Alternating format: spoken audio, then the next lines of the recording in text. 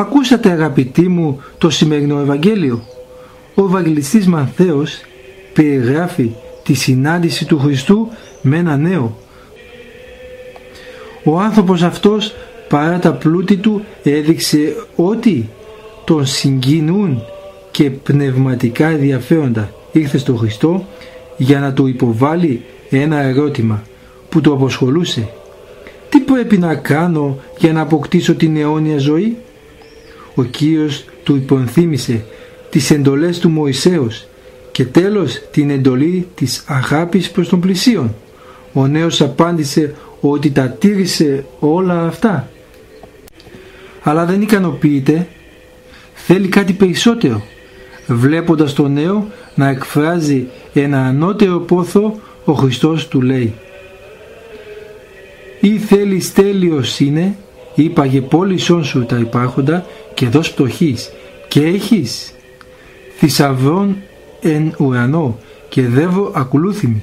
Δηλαδή, αν θέλεις να είσαι τέλειος, πήγαινε πώλησε ό,τι έχεις και δώσ' τα στους φτωχούς και θα αποκτήσεις θησαυρό στον ουρανό και θα γίνεις ακόλουθός μου. Ο νέος όμως, ακούγοντας την υπόδειξη αυτή, παράδοξος άλλαξε διάθεση. Έδειξε να στεναχωρείται, έπαυσε αμέσως να ενδιαφέρεται για τα υψηλά και μεγάλα πράγματα και κάνοντας μεγάλη μεταβολή έφυγε περίληπος.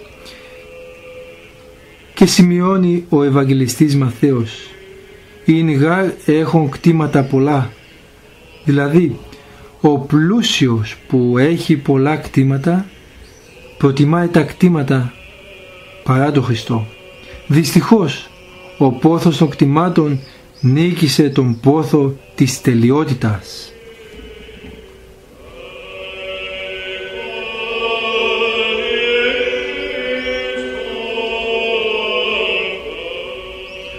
Ο άνθρωπος των χαμηλών κοινωνικών στρωμάτων συνήθως μεταφράζεται, καταργιόνται τη φτωχία τους, θεωρούν ευτυχισμένους και ζηλεύουν τους πλούσιους, αξιολύπητο δε και ταλέπορο τον εαυτό τους ονομάζουν. Αλλά ας εξετάσουμε, είναι η φτωχία κακό? Κακό για όσους κρίνουν με τα κριτήρια και τα σταθμά του κόσμου. Είναι κάθε τι που έρχεται σε αντίθεση με την καλοπέραση. Για όσους όμως κρίνουν σύμφωνα με το Ευαγγέλιο, υπάρχει μεγάλη διαφορά.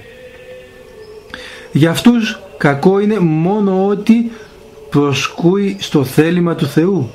Για αυτούς δηλαδή κακό είναι μόνο η αμαρτία. Έχοντας υπόψη αυτά, μπορούμε να πούμε ότι η φτωχία δεν είναι κακό. Ο τρόπος που ζει ένας τίμιος φτωχός άνθρωπος δεν προσκούει καθόλου στο θέλημα του Θεού. Αν η φτωχία ήταν κάτι ασυμβίβαστο με την κατά Θεόν ζωή, τότε η Αγία Γραφή θα ζητούσε και θα επέβαλε σε όλους να προσπαθούν να γίνουν πλούσιοι. Η φτωχία ασφαλώς έχει πολλές δυσκολίες στην καθημερινή βιοπάλη, απαιτεί κόπο και ιδρώτα. Την επιτρέπει όμως ο Θεός, διότι από αυτήν ηθικός δεν έχει να λάβει και καμία βλάβη ο άνθρωπος. Η πνευματική του υπόσταση και η αιώνια ζωή του δεν κινδυνεύουν.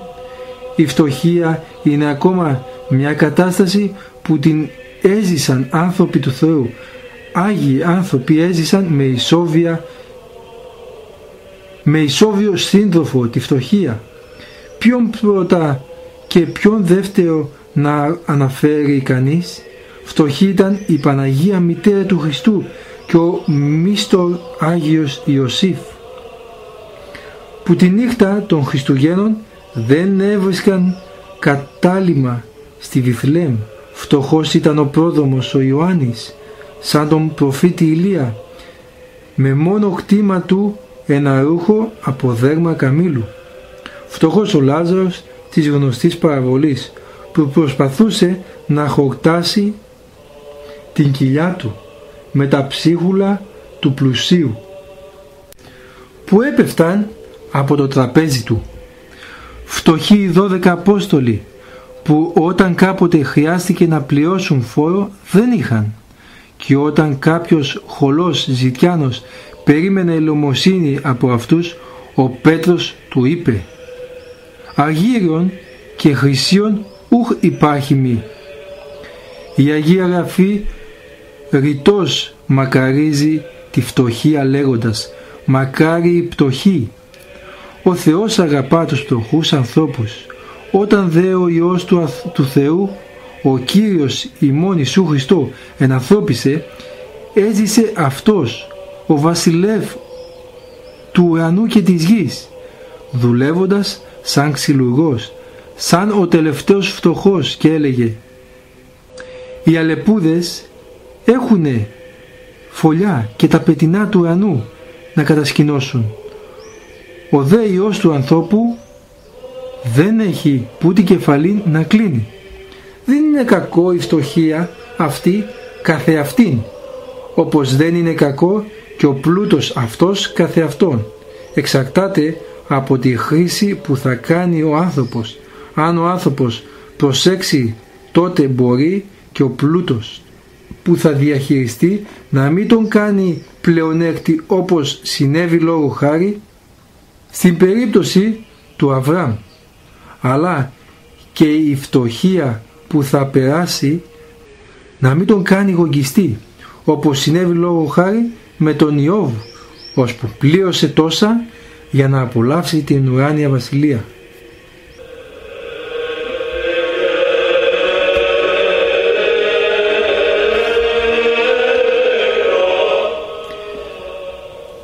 Αγαπητοί μου, δεν είναι λοιπόν κακό η φτωχία, και όχι μόνο δεν είναι κακό, αλλά μπορεί να γίνει και αιτία μεγάλου καλού, μεγάλης πνευματικής ωφέλειας. Ένας περίφημος κήρυκας, ο Νικηφόρος Θεοτόκης, σε σχετική ομιλία του, μεταξύ άλλων, απαριθμεί τα καλά της φτωχίας. Τι πλεονεκτήματα εξασφαλίζει η φτωχία σε αυτούς που την υπομένουν με γενναίο φρόνημα και πίστη στην Θεία Πρόνοια. Ας τον παρακολουθήσουμε. Οι φτωχοί δεν μπορούν να τρώνε και να πίνουν πλουσιοπάροχα. Η τροφή και τα ποτά τους είναι λιτά. Είναι αναγκασμένοι να δουλεύουν και με τον ιδρώτα τους να βγάζουν το ψωμί τους. Η ξηροφαγία, λέει ο Θεοτόκης, και η υδροποσία, η κακουχία και η σωματική κόπη, μαραίνουση των σαρκικών επιθυμιών, την φλόγα, και άλλα πολλά πιο κάτω. Και λέει πιο κάτω στο τέλος: «Όθεν ο πτωχός δύσκολος γίνεται ασελγής». Είδατε τι μας λέει: μεγάλη αρετή, ή αρετή της αγνότητος και της οφροσύνης. Και κατήντησαν σήμερα πολύ σπάνιοι οι εγκρατείς άνθρωποι.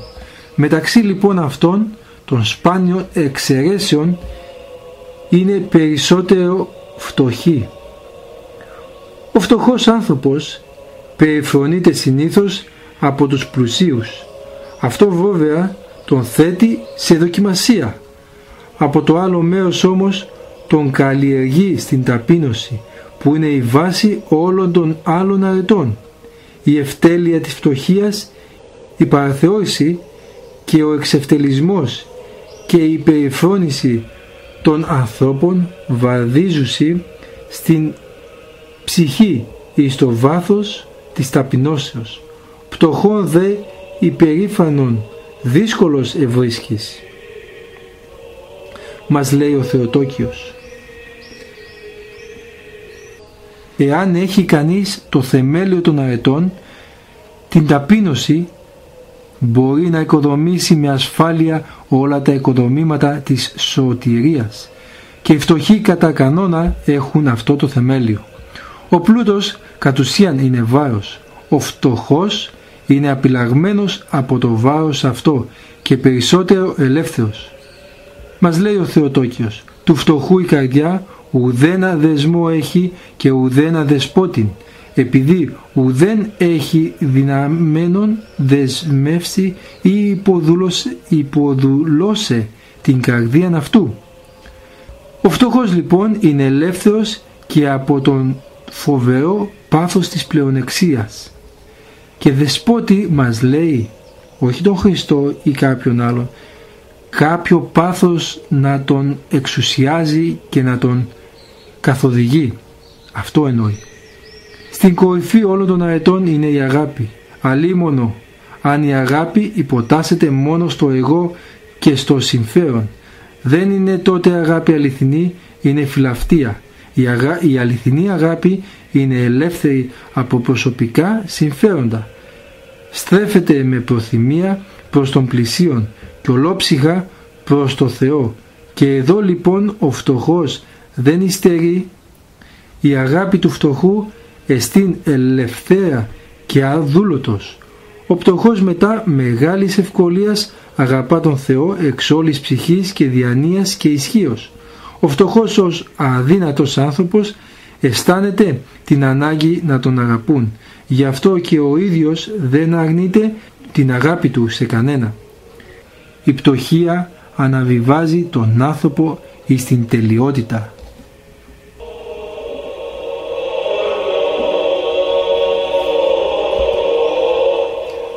Αγαπητοί μου, οι περισσότεροι χριστιανοί είμαστε φτωχοί. Όσοι λοιπόν ανήκουμε στην τάξη των πτωχών, ας μην γογγίζουμε και ας μην καταργιόμεθα τη φτωχία μας. Αντιθέτως, ας δοξάζουμε τον Θεό και ας χαιρόμεθα για αυτήν. Αν είχαμε χρήματα και ήμασταν πλούσιοι, ίσως να μην ήμασταν τόσο κοντά στο Θεό. Πολλοί που ήρθαν απότομα στα χέρια τους χρήματα, πολλά έχασαν τον έλεγχο του εαυτού τους, έπεσαν στη πλεονεξία, στη ματαιοδοξία, στην απιστία. Αντιθέτως, η φτωχία είναι καμίνι, μέσα από το οποίο ο χριστιανός καθαρίζεται και η αξία του λάμπει περισσότερο. Ενόησον τον Παύλο, τον Πέτρον, ενόησον τον Ιωάννην, τον Ηλίαν, μάλλον δε αυτόν τον Υιό του Θεού, τον ουκ έχων που την κεφαλήν κλείνε, εκείνου ζηλωτής γένου και τον εκείνου δούλος και τον άφατον τούτον φαντάζου πλούτον. Αυτή η φτωχία, η εκούσια, ισοδυναμεί με τον πιο μεγάλο πλούτο. Τέλος, όσοι ανήκουν στη τάξη των ευπόρων, αυτοί ας θέλουν να είναι χριστιανοί. Ας κάνουν δύο πράγματα. Αν θέλουν, πρώτον, ας αναγνωρίσουν το μεγαλείο των εκούσιων φτωχών και ας τους θαυμάσουν για την ανωτερότητά τους. Και δεύτερον, ας αρχίσουν να τους μιμούνται, ας αρχίσουν να γίνονται και αυτοί λιγότερο πλούσιοι και περισσότερο φτωχοί, εκουσίως φτωχοί, ασκώντας τη μεγάλη αρετή, την έμπρακτου αγάπης και της ελεημοσύνης. Γιατί με αυτά τα δύο εξαλείφεις όλες τις αμαρτίες σου με τη χάρη του Χριστού. Αυτά, αγαπητοί μου, για τη σημερινή μας περικοπή. Αμήν.